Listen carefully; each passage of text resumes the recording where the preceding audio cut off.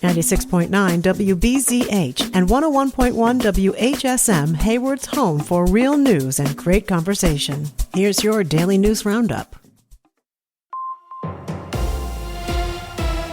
For Civic Media News, I'm Connie Fellman. Wisconsin voters who've already returned their absentee ballots for the state's primary cannot void those and request a new ballot with accurate candidates listed. A judge made that ruling yesterday, dealing a blow to Democrats who filed a lawsuit to give voters a do-over because of the chaotic party primary in the governor's race. 2 candidates were on those ballots who are no longer in the race, and another candidate who dropped out is now back in. The ruling is almost certain to be appealed, with voting already underway in the state's primary for governor. A new poll shows State Representative Francesca Hong widening her lead among Democrats vying to be Wisconsin's next governor. The Marquette University Law School poll released yesterday shows Hong with the support of 38% of Democratic voters, followed by former Lieutenant Governor Mandela Barnes at 16%. It's the first poll taken since Milwaukee County Executive David Crowley re-entered the race earlier this month. Crowley came in with 7% support. Former Governor Evers' cabinet member Joel Brennan and State Senator Kelda Royce both had 2%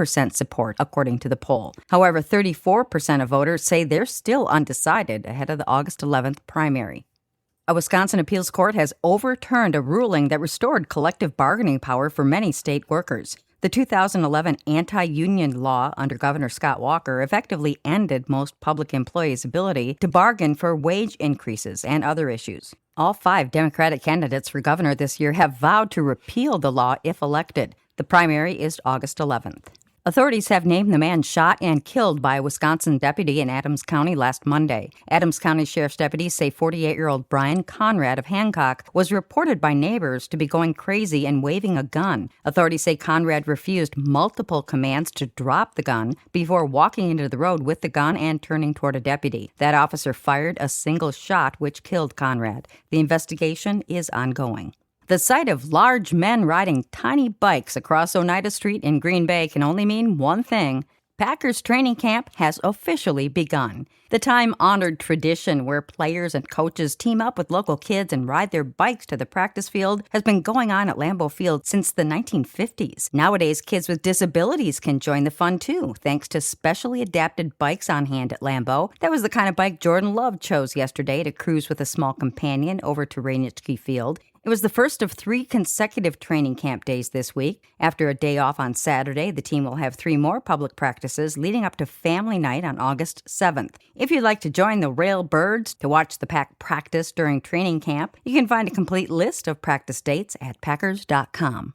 The Wisconsin Department of Justice has joined another multi-state coalition against the Trump administration. As Civic Media's James Kelly tells us, the issue is about clean drinking water. According to a press release, the coalition has filed comments opposing a rollback on limits for certain kinds of PFAS in drinking water proposed by the Environmental Protection Agency. Those limits were adopted under the Safe Drinking Water Act, which passed around 2 years ago and gave the agency the authority to set national standards for chemicals and contaminants in the drinking water. The EPA proposal would eliminate that regulatory authority covering 4 specific types of PFAS chemicals, but does not affect the agency's national drinking water standards for 2 of the most common forms of the forever chemicals. The coalition is arguing that the proposal is illegal and arbitrary and ignores the years of research and analysis by the agency that went into establishing those limits. I'm James Kelly for Civic Media News. PFAS have been detected in more than 30% of tested public water systems in Wisconsin and numerous private well areas. And that's your state news update. I'm Connie Fellman for Civic Media News. Contract time for Tucker Kraft. Hi, I'm Mike Clemens with Sports in Green Bay, where the Packers training camp is underway. Tight end Tucker Kraft recovering from surgery from a torn ACL, but says why it's in the best interest of the Packers to sign him to a new contract now. I think the best chance for Green Bay to win a Lombardi is with me on the field as well. People in the front office telling me that and the importance of us getting this deal done in a timely fashion. I've said over and over again, I'm so grateful to be a part of this organization, and I would like to keep it that way.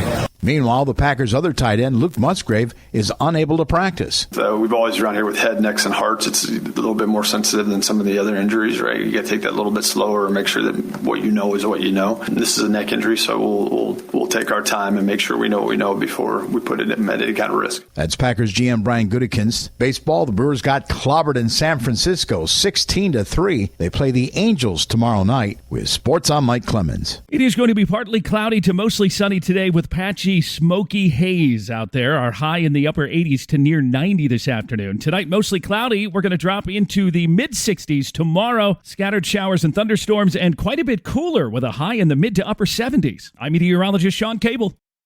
That's your Hayward News Roundup from WBZH and WHSM. Find more news anytime at wbzh.fm/news. Subscribe to this podcast on Spotify, Apple, or wherever you find your podcasts.